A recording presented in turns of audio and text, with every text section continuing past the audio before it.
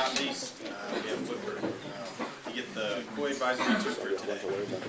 Shout out to Stuart for coming out and switching spots to come a little bit to go a little bit earlier. So that's just another intangible that he carries.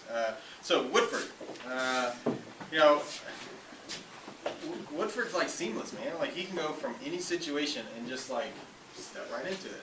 Any conversation, anywhere he's at. And I think that's what's so great about him, is how he makes everyone feel included, and that inclusive mentality is awesome. Went to West Virginia, we break down the side of the highway, everybody's like, oh, no, and we're running around, I get kicked out of the snack bar, and all kinds of stuff's going on. And like, I look over, and Woodford's just over playing Magic, just hanging out, playing Magic, and then, a few minutes later, he's over there eating with somebody completely different, and just those little qualities are so awesome about Woodford, to be so seamless in any transition, just be inclusive of everybody. So it's a pretty awesome character trait to have. So Woodford, you're up, my man. You got it?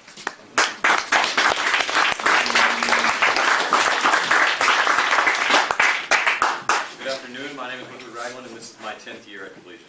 My defining quote is from the first stanza of the poem To the Virgins to Make Much of Time by the 17th century English poet Robert Herrick. Gather ye rosebuds while ye may, while time is still a-flying, and this same flower that smiles today, tomorrow will be dying. Middle school is a key time of growth in our lives, academically, socially, athletically, and everywhere in between. In many ways, the decisions that we make in middle school, what sports to practice, what clubs to participate in, what friends to have, influence the rest of our lives. Now that my time here will soon come to a close, I am pleased to look back on my experience and definitively say that yes, I have gathered my rosebuds while I may. I took every opportunity that was presented to me because I knew that these 3 vital years of my life were fleeting.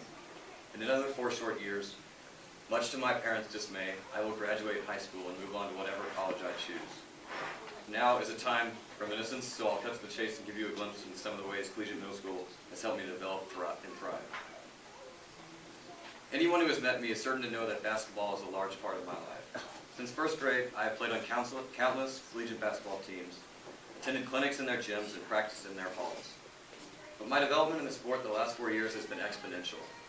My first taste of middle school basketball came not in 6th grade, but in 5th grade, because middle school athletics integrate grades 5 through 8. I was lucky enough to make the A team and work my way into the starting lineup. But boy, was it difficult. Never before had I practiced with a sports team 4 times a week for over an hour at a time. Not only was the practice schedule boosted, but so was the competition. My opponents were stronger, taller, and faster. Baskets that had come easily to me the year before, I now had to work for. Despite this adversity, I did not let myself crack under pressure. I continued to work every day at improving my skills before, during, and after practice. These extra hours quickly showed on the court. My work ethic stayed with me throughout playing in middle school teams my 6th and 7th grade years. Now as an 8th grader playing on the junior varsity and varsity basketball teams for the upper school, I am forced once again to step up my game. It will take the same hard work as I did in 5th grade, but now I know that it can be done. Without the opportunity that Collegiate Middle School has given me to improve my basketball prowess, I could not have become the player, competitor, or person I am today. In my 3 years of middle school, I participated in many different clubs, but only one of them have I stuck with all 3 years. This club is Quick Recall. I was immediately attracted to the club when I saw it on the list of options because of my Jeopardy obsession, my previous experience in the History Beat, a similar academic competition. When I entered Mr. Holland's room for the first day, I was surprised to see how many people shared my interest in Quick Recall. It would be nice to see some of them return. We quickly learned the rules and sat down at our buzzers to begin. I can still clearly remember my first answer. This Roman god of love, then a light went on in my head. My first feeling of the sensation of recalling. And better yet, I did it quickly. I buzzed in and said, Eros! Sadly, that is the Greek god of love. Not the Roman god of love, whose name is Cupid. It was there I experienced my first taste of defeat. But I was not discouraged because I soon realized that making mistakes is what Quick Recall is about. You learn to be attentive, cooperative, competitive, and most importantly are given the chance to put your random knowledge to use. Facts that I thought would never be useful suddenly were retrieved from the dark recesses of my mind and assisted my team in winning our matches.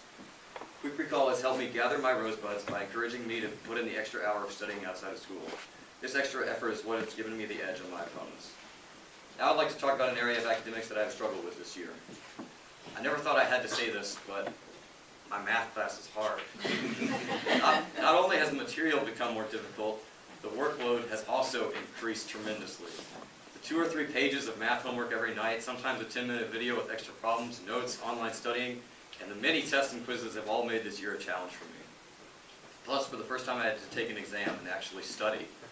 Overall, these struggles have been so beneficial to me. They have forced me to increase my organization. I know it's hard to believe, my locker was once dirtier and smellier than it is now. It also helped me end my tendency to procrastination and prepared me for upper school level courses. Socially, I grew greatly this year because of my increased involvement with the upper school community. For the first time, I had a class in the high school with other upperclassmen. I played Marcellus in the upper school's production of Hamlet, and I played on the varsity basketball team. Additionally, school orchestrated events like Step Up Day have given me even more chances to get to know the high school and its students. During the now finished varsity basketball team, I spent hours and hours interacting with people from every class, freshmen to seniors. We laughed and listened to music in the locker room, played NBA 2K on road trips, and practiced basketball together almost every day of the week. I even learned some new words I didn't know before. My favorite memory is when we all had to play, we all played in a ping pong tournament in Root County at the hotel. Coach Hornstein said that he had been a pretty skilled player back in college, so I took him on in a head-to-head game. It was close, but I pulled out the victory. Now, the next day in our game, I didn't get any playing time. Not saying there's any correlation, but now I know that sometimes you have to let the coach win. Anyway, the bonding experience I underwent with my teammates has been irreplaceable for me, and I know our friendships will last for a long time. One other particular group of upper schoolers I have spent a lot of time with this year was my accelerated Algebra 2 classmates. Every other day I share an hour and a half of my time with them, calculating, competing, and cooperating. These people have been especially close to me because of our mutual love of numbers and arithmetic.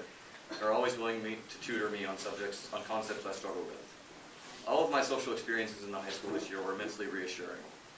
I know that when I become a freshman next year, I will have a network of friends outside my grade there to give advice and motivate me to succeed.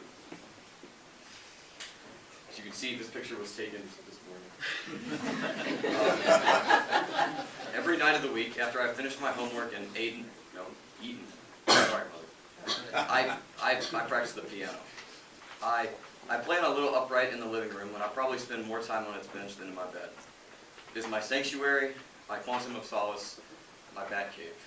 It is where I go to relax after a stress-filled day, normally something from La La Land or Rhapsody in Blue, or celebrate after an achievement, usually Jesu Joy of Man's Desiring or Rondo alla Turca. It provides a constructive outlet for my teenage angst, the Moonlight Sonata, even though Jeremy can play it better than I can, and just a way to enjoy and learn about all types of music.